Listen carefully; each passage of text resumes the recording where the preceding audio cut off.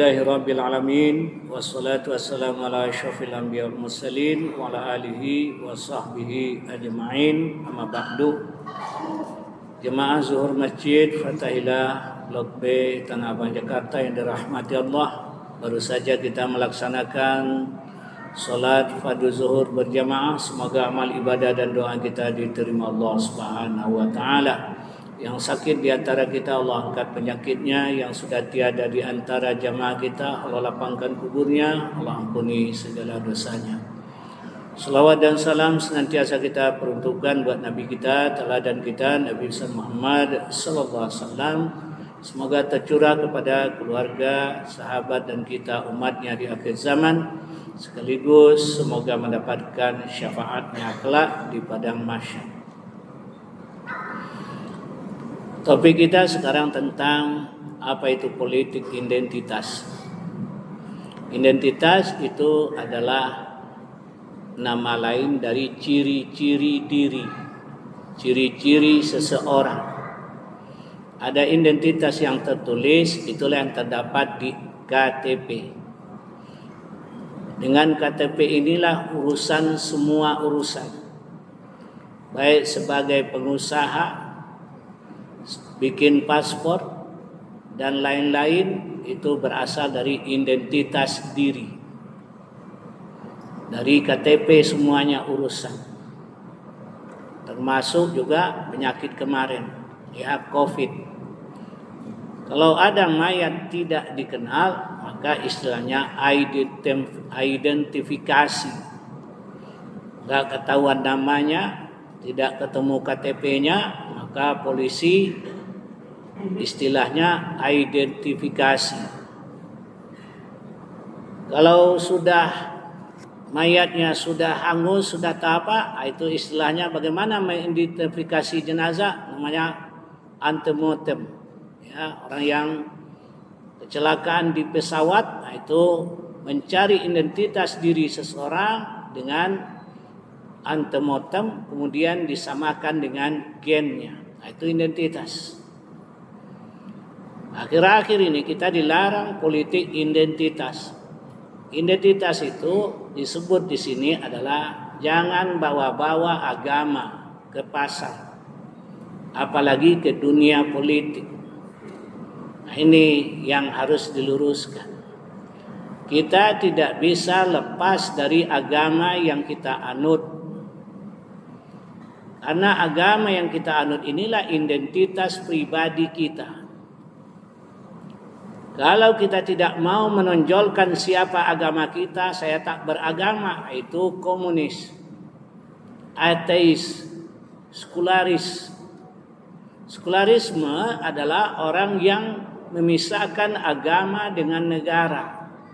Di dalam Islam tidak ada pemisahan agama dengan negara. Semuanya itu satu paket. Rabbana atina fid dunya hasanah wa fil akhirati hasanah wa qina azabannar. Kalau orang melarang kita memakai politik identitas, ketahuilah yang tidak punya identitas itu anjing, kucing, kambing, maling. Supaya jangan ditangkap polisi, dia hilangkan identitasnya. Kalau kita orang normal, wajar.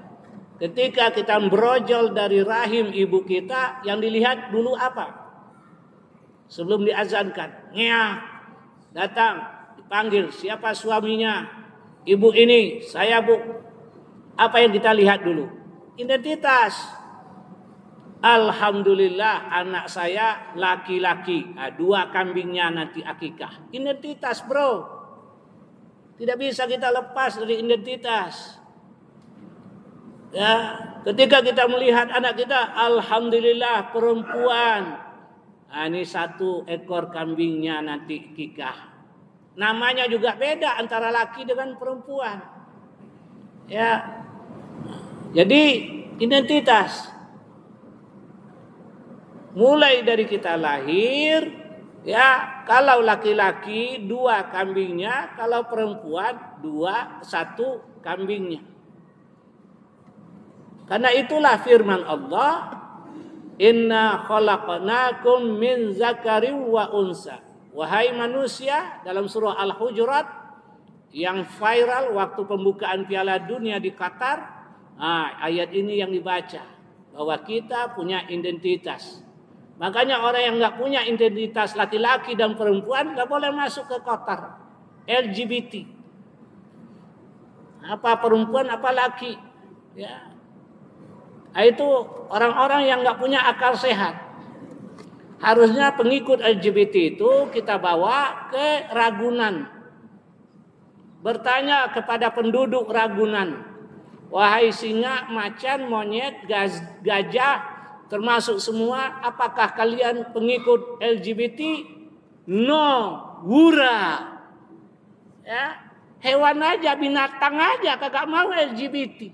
Masa manusia mau main anggar melahirkan api?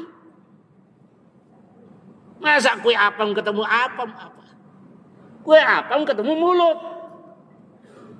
Baru enak. Ini orang-orang sedeng semua. Kalau tidak beragama. Ya.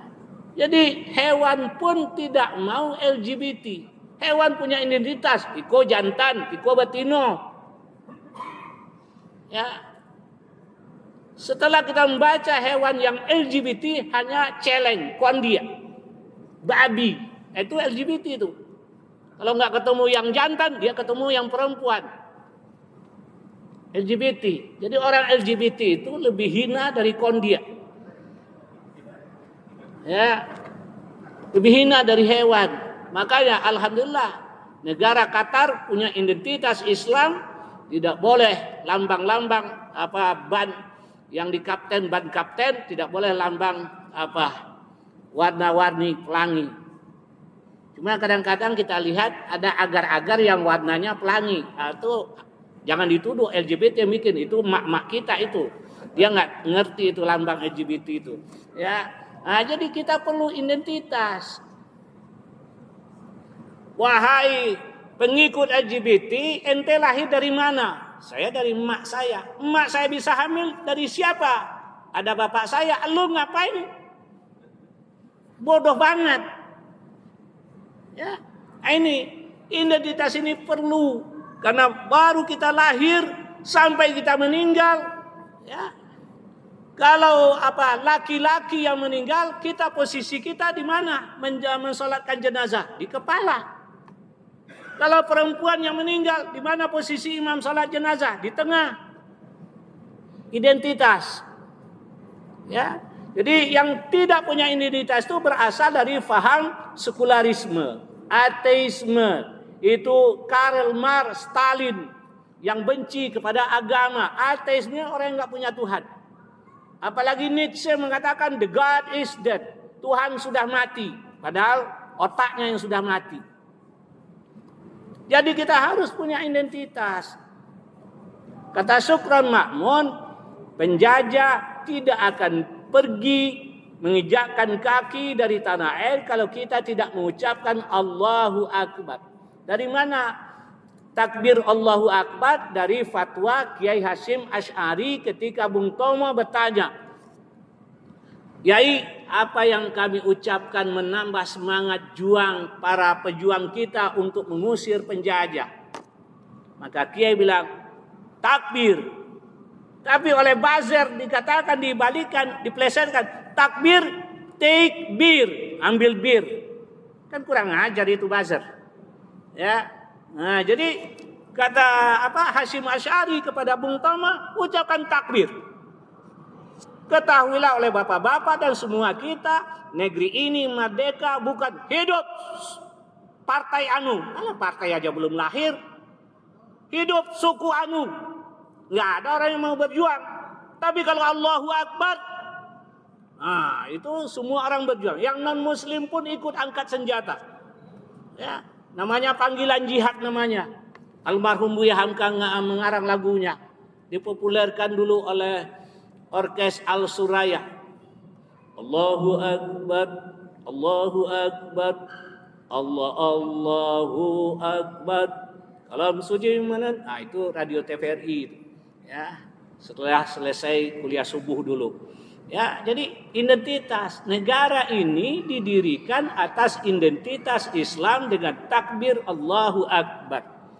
Apalagi di pembukaan UUD 45 tertulis identitas Islam, berkat rahmat Allah, berkat rahmat Allah. Tidak ada berkat Tuhan Yesus, tidak ada berkat Sang Hyawidi, tidak ada, berkat rahmat Allah. Makanya kita harus punya identitas. Kita salut kepada Qatar. Qatar dia bawa Islamnya ke tengah lapangan bola. Ya, begitu juga Maroko. Setiap gol dia teriak selawat. Ya, bukan hura-hura kayak kita. Ya, mereka membaca selawat. Selawat Bushra namanya, yang sudah lama populer di pesantren. Allahumma salli. Nah, itu Syekh yang mempopulerkannya itu selawat Busra ya Habib Syekh dari Pekalongan apa Lamongan, wallahu alam, karena saya orang Muhammadiyah ya. Tapi salut kita, dia membaca selawat ya, menyanyikan lagu Palestina. Ini identitas Islam. Ketika pertandingan sedang berlangsung, azan, lalu break sebentar ya. Kalau kita kapan identitas? Ya, orang yang ngomong melarang identitas, dia sendiri dalam pemilu pakaiannya identitas. Iya. Yang biasanya nggak pakai identitas, tahu-tahu pakai peci, pakai sorban, masuk keluar pesantren ke masjid. Kadang-kadang dia bukan beragama Islam lagi. Iya. Nah, inilah rancu cara pemikiran. Ya, tapi kita harus sebagai pedagang kita juga punya identitas Islam. Ketika masuk waktu zuhur, kita meninggalkan dagang, kemudian istirahat sejenak, setelah itu kita kembali ke tempat kita masing-masing. Inilah identitas. Ya. Jadi kalau orang tidak mau identitas, batalkan itu doa iftitah. Ya, jangan baca inna sholati wa nusuki wa mahyaya wa mamati. Jangan baca itu. Karena kita anti Tuhan, anti identitas. Ya, jangan baca. Nanti kalau berpidato jangan pakai assalamualaikum. Cukup, ladies and gentlemen. Begitu aja. Ya, jangan pakai assalamualaikum. Nanti kalau pejabat, jadi pejabat diangkat sumpahnya, jangan pakai Al-Qur'an. Ini identitas. Ya, pakai komik Shinchan aja. Ya. Nah, inilah. Jadi kita harus istiqomah. Ishhadu bi anna muslimun. Saksikanlah I am a Muslim.